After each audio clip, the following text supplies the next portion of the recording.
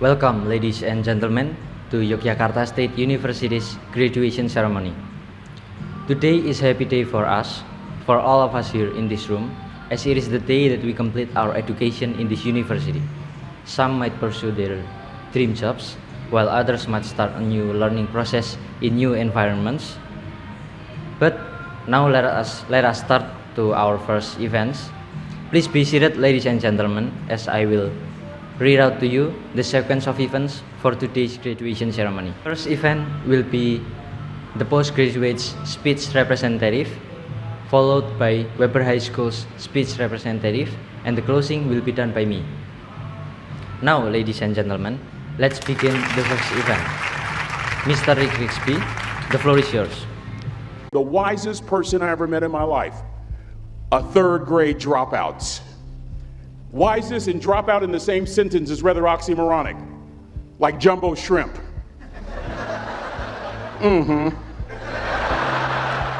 Like fun run, ain't nothing fun about it.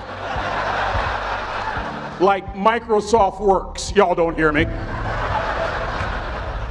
I used to say like country music, but I've lived in Texas so long, I love country music now. I hunt, I fish, I have cowboy boots and cowboy, y'all, I'm a black neck redneck. Do you hear what I'm saying to you? No longer oxymoronic for me to say country music. And it's not oxymoronic for me to say third grade and dropout. That third grade dropout, the wisest person I ever met in my life, who taught me to combine knowledge and wisdom to make an impact, was my father. A simple cook. Wisest man I ever met in my life. Just a simple cook. Left school in the third grade to help out on the family farm, but just because he left school doesn't mean his education stopped. Mark Twain once said, "I've never allowed my schooling to get in the way of my education." My father taught himself how to read, taught himself how to write, decided in the midst of Jim Crowism, as America was breathing the last gasp of the Civil War, my father decided he was going to stand and be a man. Not a black man, not a brown man, not a white man, but a man. He literally challenged himself to be the best that he could all the days of his life. I have 4 degrees. My brother is a judge. We're not the smartest ones in our family. It's a third grade dropout daddy. A third grade dropout daddy who was quoting Michelangelo, saying to us, "Boys, I won't have a problem if you aim high and miss, but I'm gonna have a real issue if you aim low and hit." A country mother quoting Henry Ford, saying, "If you think you can or if you think you can't, you're right." I learned that from a third grade drop. Simple lessons. Lessons like these. Son, you'd rather be an hour early than a minute late. We never knew what time it was at my house because the clocks were always ahead. My mother said for nearly 30 years, my father left the house at 3:45 in the morning. One day she asked him, "Why, Daddy?" He said, "Maybe one of my boys will catch me in the act of excellence." I want to share 2 things with you. Aristotle said, "You are what you repeatedly do." Therefore, excellence ought to be a habit, not an act. Don't ever forget that. I know you're tough, but always remember to be kind. Always. Don't ever forget that. Never embarrass mama. Yeah. If mama ain't happy, ain't nobody happy. If daddy ain't happy, don't nobody care. But you know, I'm trying to tell you. Next lesson. Lesson from a cook over there in the Galih. Son, make sure your servant's towel is bigger than your ego. Ego is the anesthesia that deadens the pain of stupidity. Y'all might have a relative in mind you want to send that to. Let me say it again. Ego is the anesthesia that deadens the pain of stupidity. Pride is the burden of a foolish person. John Wooden coached basketball at UCLA for a living, but his calling was to impact people. And with all those national championships, guess what he was found doing in the middle of the week? Going into the cupboard, grabbing a broom, and sweeping his own gym floor. You want to make an impact? Find your broom. Every day of your life, you find your broom. You grow your influence that way. That way you're attracting people so that you can impact them. Final lesson. Son, if you're going to do a job, do it right. I've always been told how average I can be. Always been criticized about being average. But I want to tell you something. I stand here before you before all of these people, not listening to those words, but telling myself every single day to shoot for the stars, to be the best that I can be. Good enough isn't good enough if it can be better, and better isn't good enough if it can be best. Let me close with a very personal story that I think will bring all this into focus. Wisdom will come to you in the unlikeliest of sources, a lot of times through failure. When you hit rock bottom, remember this: while you're struggling, rock bottom can also be a great foundation on which to build and on which to grow. I'm not worried that you'll be successful. I'm worried that you won't fail from time to time. Person that gets up off the canvas and keeps growing, that's the person that will continue to grow their influence. Back in the 70s, to help me make this point, let me introduce you to someone. I met the finest woman I'd ever met in my life. Back in my day, we'd have called her a brick house. This woman was the finest woman I'd ever seen in my life. There's just one little problem. Back then, ladies didn't like big old linemen. The Blind Side hadn't come out yet. They like quarterbacks and running backs. We're at this dance, and I find out her name is Trina Williams from Lompoc, California. And we're all dancing, and we're just excited. And I decide in the middle of dancing with her that I would ask her for her phone number. Trina was the first one. Trina was the only woman in college who gave me her real telephone number. The next day, we walked to Baskin & Robbins ice cream parlor. My friends couldn't believe it. This has been 40 years ago, and my friends still can't believe it. We go on a second date, and a third date, and a fourth date.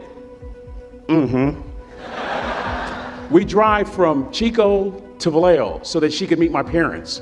My father meets her. My daddy, my hero, he meets her, pulls me to the side and says, "Is she psycho?" But anyway, we go together for a year, 2 years, 3 years, 4 years. By now, Trina's a senior in college. I'm still a freshman, but I'm working some things out. I'm so glad I graduated in 4 terms. Nixon, Ford, Carter, Reagan. So now it's time to propose. So I talk to her girlfriends, and it's California, it's in the 70s, so it has to be outside. You have to have a candle, and you have to have, some chocolate. Listen, I'm from the hood. I had a bottle of Boone's Farm wine. That's what I had. She said yes. That was the key. I married the most beautiful woman I'd ever seen in my life. Y'all ever been to a wedding, and even before the wedding starts, you hear this? How in the world? And it was coming from my side of the family.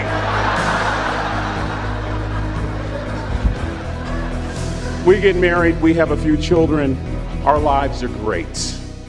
One day, Trina finds a lump in her left breast. Breast cancer. 6 years after that diagnosis, me and my 2 little boys walked up to Mommy's casket. And for 2 years, my heart didn't beat. If it wasn't for my faith in God, I wouldn't be standing here today. If it wasn't for those 2 little boys, there would have been no reason for which to go on. I was completely lost. That was rock bottom. You know what sustained me? The wisdom of a 3rd grade dropout. The wisdom of a simple cook. We're at the casket. I'd never seen my dad cry. But this time I saw my dad cry. That was his daughter. Trina was his daughter, not his daughter-in-law. And I'm right behind my father, about to see her for the last time on this earth. And my father shared 3 words with me that changed my life right there at the casket. It would be the last lesson he would ever teach me. He said, "Son, just stand. You keep standing. You keep standing, no matter how rough the sea, you keep standing." And I'm not talking about just water. You keep standing. No matter what, you don't give up. And as clearly as I'm talking to you today, these were some of her last words to me. She looked me in the eye and she said, "It doesn't matter to me any longer how long I live. What matters to me most is how I live." I ask y'all one question, a question that I was asked all my life by a 3rd grade dropout. How you living? How you living? Every day, ask yourself that question, how you living? Here's what a cook would suggest you to live this way. that you would not judge, that you would show up early, that you'd be kind, that you'd make sure that that servant's towel is huge and used, that if you're going to do something, you do it the right way. That cook would tell you this, that it's never wrong to do the right thing, that how you do anything is how you do everything. And in that way, you will grow your influence to make an impact. In that way, you will honor all those who have gone before you, who have invested in you. Look in those unlikeliest places for wisdom. Enhance your life every day by seeking that wisdom and asking yourself every night, how am I living? May God richly bless y'all. Thank you for having me.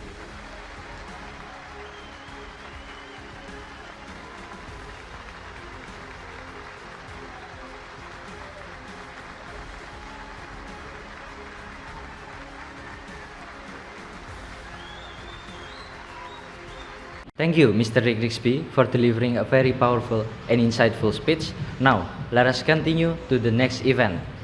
Weber High School's speech representative, Mr. Chase Dahl. The floor is yours.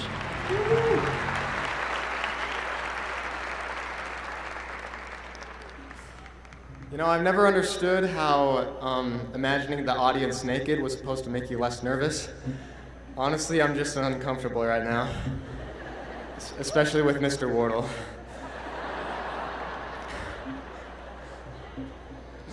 Okay, to ensure clear communication with this social media generation, hashtags and pop culture references will be used. Hashtag you're welcome.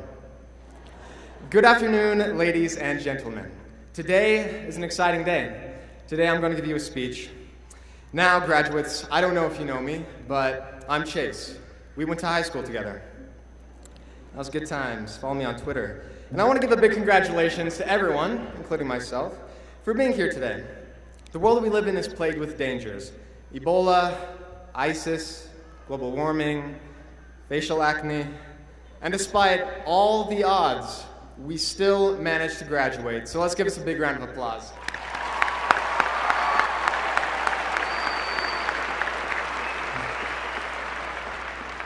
It was only 3 years ago that we came to the labyrinth known as Weber High.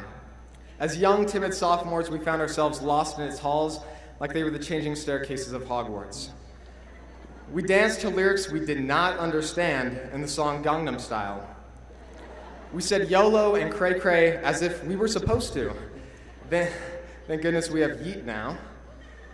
We anticipated our cataclysmic doom at the end of 2012. And back then, Weber High School had no windows. Oh wait, it still doesn't. Oh. I know, it was a cliche joke, but it was still necessary. Hashtag sorry, not sorry.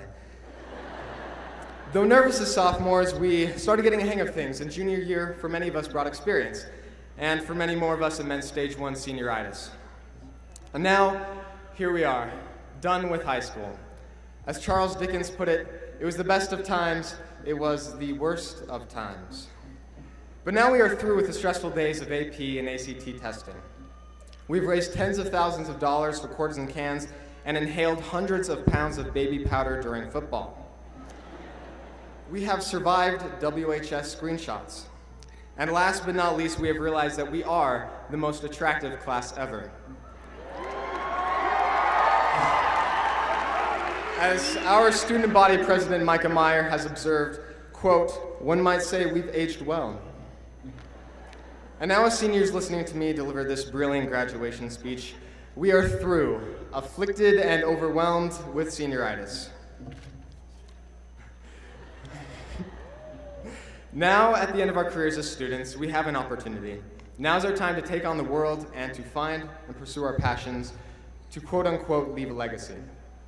William Shakespeare and also Channing Tatum once said, "Some are born great, some achieve greatness, and some have greatness thrust upon them."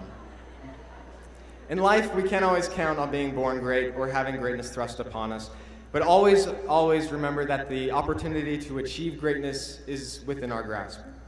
Keep in mind that many of our social and political leaders and heroes started their lives as an average person, as just one of you and me. Despite the failures and mistakes we will make, and although we may be average, we find that the average can achieve greatness, whether recognized by the world or just a few. Greatness comes from our friends reaching out to us, those who go out of their way to be thoughtful, the unsung heroes.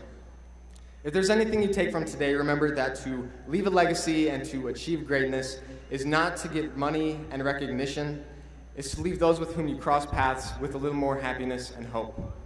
Our time here together as a senior class will not be remembered by grades, popularity, likes, or favorites, but by our relationships. The kind of person you were.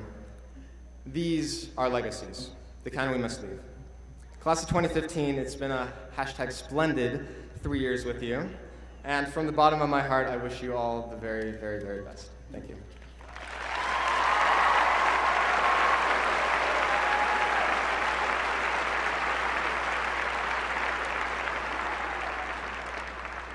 Thank you, Mr. Chase Dahl, for the speech. I think that will be all in today's graduation ceremony.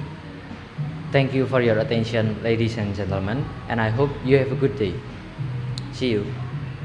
Ya, kembali lagi dengan saya, kameramennya Galih. Halo Bu.